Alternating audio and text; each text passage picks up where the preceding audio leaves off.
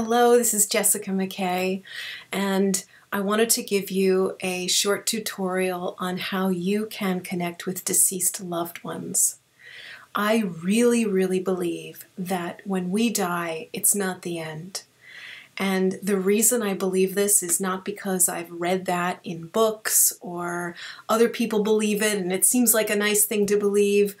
I know this is true because I've taken some mediumship classes and I have been blown away by the accuracy of the messages that have come through for people.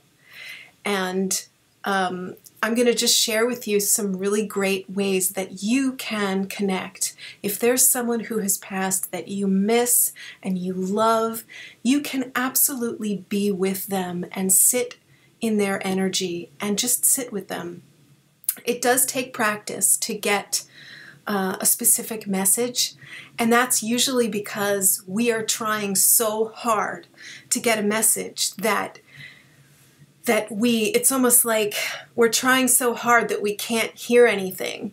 And one thing I know from doing readings is that you can't try too hard. You have to just relax and let the information come. You just let it flow. So that's the biggest area usually where people need to practice. So be patient with yourself as you start this. So the exercise is one that uses your imagination. And imagination is an amazing thing because it's a blank canvas that everybody has to create whatever we want using it. So I could tell you to close your eyes right now and imagine that you're walking on the beach, and you could do that. You could create that experience for yourself if you know what it's like to walk on a beach. You can see that in your mind. You can hear the waves crashing. Anything I suggest, like maybe you're walking through a forest and feel the breeze on your face, you can create that experience for yourself. And if you've done any kind of guided meditations, then you know what I'm talking about. So the thing about your imagination, though, is that your spirit guides and your deceased loved ones also have to use that blank canvas of your mind to send you messages.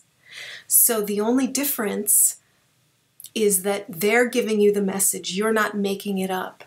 So a lot of times when people start out trying to connect, they worry that they're making all of this up.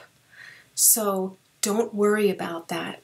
You're not making it up. You are going to create the space, the safe space for your spirit guides and for your loved ones to meet you. And then whatever messages you get, once you make that connection, those messages are real. They are absolutely real. So you're going to close your eyes and you're going to create a safe space in your mind that belongs to you and you alone. So for me, it's a room that I go to every time I want to give a reading to someone. I go to this room in my mind and I know just how it's decorated. I've created what I want there. There's a fireplace, there's a beautiful window. It's whatever makes you feel good and whatever makes you feel that this is your place. You put the colors on the walls that you want. And then when you're ready, and I have a big chair that I sit in the middle of the room, you invite your loved ones in and you see who shows up. Now for this exercise, to make it really specific, imagine that there's a dining room table in your space, and imagine that this dining room table only comes out when you want to talk to your deceased loved ones. So the spirit world gets the message when you start imagining that table in your mind and you're sitting at the head of the table.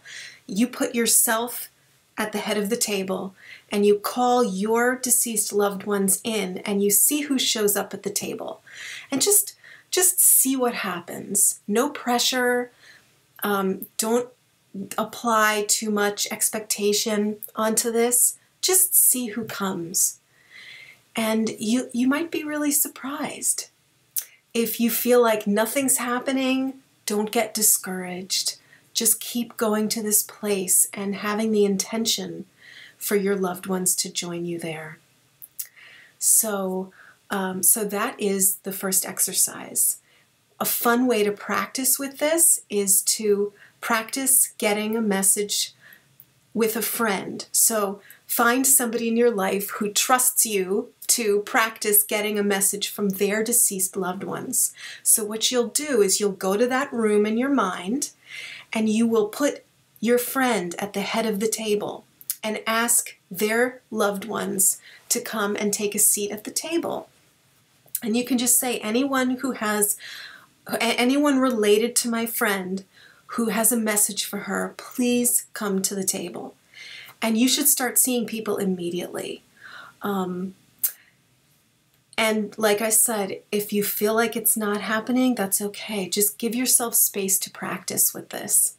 So that's the exercise. Now, if you want to connect with one specific person, say there's someone that you love who passed away that you miss so much, then it's a little different. You don't have to necessarily go to that room in your mind, but there's something else you can do. And this is also for people who are not that visual, because I've had people say to me, I can't conjure up anything in my mind, a room, or I can't see anything. And sometimes people aren't visual, and that's okay. So this exercise is for you if that pertains to you too. So what you'll do is wherever you are, just close your eyes and ask a loved one to come behind you. Ask the person that you want from Spirit, the one you want to connect with. Ask them to come behind you and put their hand on your shoulder. And don't worry, you're not going to actually feel a physical touch on your shoulder, but you'll feel it energetically. And what I mean by that is that you will become aware, your senses will become aware that there's a presence, there's an energy. And again, your mind is going to want to say that you're making it up, but you're not. So just allow this energy to come close to you. Allow your loved one and imagine them. You know, if you're having trouble feeling it, imagine it. That soul in spirit is going to react to your thoughts, to your imagining them behind you, and they will come behind you. So why do they come from behind you? This is something that we used to practice in our mediumship class. It was easier sometimes to have a tap on the shoulder than it was to see somebody in front of you.